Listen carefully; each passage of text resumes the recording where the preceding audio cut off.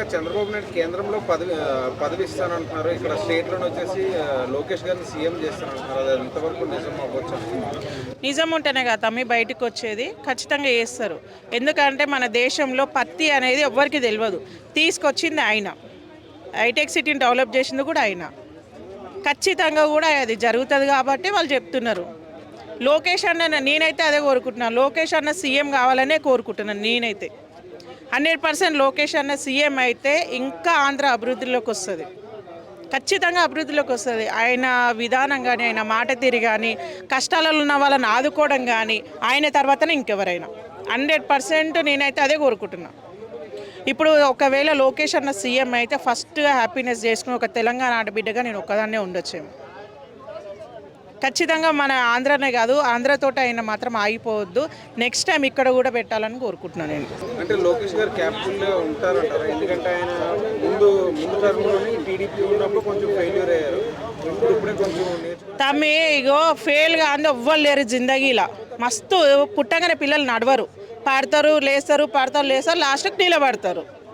ఫెయిల్గానే ఉండు, అందరు ఫెయిల్ అయ్యారు. ఇది కూడా అంతే, నేర్చుకుంటారు చిన్నపిల్లలు. ఇప్పుడు నువ్వు ఆ రోడ్లో పోకురా కింద పడతావు అన్నప్పుడు ఒకసారి పడ్డాడు అనుకో, మళ్ళీ ఇంకోసారి వాడే తెలుసుకుంటాడు, చెప్పాల్సిన అవసరం లేదు. ఇది కూడా అంతే. ఎందుకు కాలేడు? అవుతాడు. ఇప్పుడు ఆయన పార్టీ అయితే పెట్టుకుంటాడు కదా. ఇప్పుడు ఒక్కరి కింద అయితే ఉంటే వాళ్ళు డిస్కస్ చేస్తారు. ఇప్పుడు బయట వాళ్ళతో అవసరం లేదు. ఇప్పుడు చిన్నోడా పెద్దోడా అని వాళ్ళు డిస్కస్ చేసుకుంటారు. కుటుంబంలో అది కుటుంబం లాగా నువ్వు ఉండాలా నేను ఉండాలా అని వాళ్ళిద్దరు అనుకున్న తర్వాతనే బయటకు వచ్చి చెప్తారు తప్ప ఏకదమ్మున నేను సీఎం అంటే నేను సీఎం అనేంత వాళ్ళైతే చెప్పుకోలేరు కదా. ఫస్ట్ వాళ్ళిద్దరు మాట్లాడుకుంటారు. వాళ్ళు ముగ్గురు కలిసి కూర్చొని మాట్లాడుకున్న తర్వాత వాళ్ళకి ఏది నచ్చితే అది నిర్ణయం తీసుకొని బయటకు అనౌన్స్మెంట్ చేశారు. జాతీయ రాజకీయాల్లో బాబు చక్రంజీ పోతున్నా మన ఉగాది రోజు మన ముహూర్తం వచ్చింది. లోకేష్ని సీఎం చేస్తుండో. చంద్రబాబు నాయుడు జాతీయ రాజకీయాల్లో మనకు ఎన్డీఏ ప్రభుత్వాల్లో ఉప ప్రధానిగా అవకాశం ఉన్నది. ఇప్పుడు మనకు బీహార్ కూడా అంతే జరుగుతుంది. బీహార్లో కూడా అతను నితీష్ కుమార్ కూడా ఎన్డీఏలో మెయిన్ మ్యాక్సిమం అంటే ఎన్డీఏలో అంటే బాబు, నితీష్ కుమార్ వీళ్ళిద్దరి వల్ల మనకు ఎన్డీఏ ప్రభుత్వం మనకు అండగా ఉంది.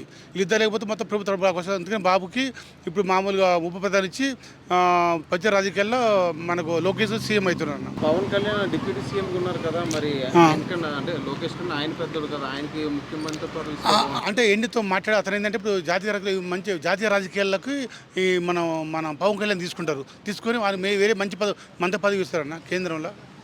అతను పవన్ కళ్యాణ్కి కేంద్రంలో మంత్రి పదవి ఇస్తే మరి ఇక్కడ డిప్యూటీ సీఎంగా ఆయనకున్న ఇది తగ్గుతుంది కదా. ఇక్కడ జనసేనలో మరి డిప్యూటీ సీఎం కింద ఎవరు వెళ్తారు? అంటే ఎందుకంటే ఇప్పుడు టీడీపీలో బలం ఎక్కువ ఉంది. 150 సీట్లు ఉన్నాయి. దానివల్ల ఇతనికే మొగ్గు ఉంటుంది, మనకు టీడీపీకి మొగ్గు ఉంటుంది. అట్లా దానివల్ల మనం మోడీతో కూడా మాట్లాడాం. బాబు గారు మొత్తం చర్చ జరిగినాయి. దాని 4 కూడా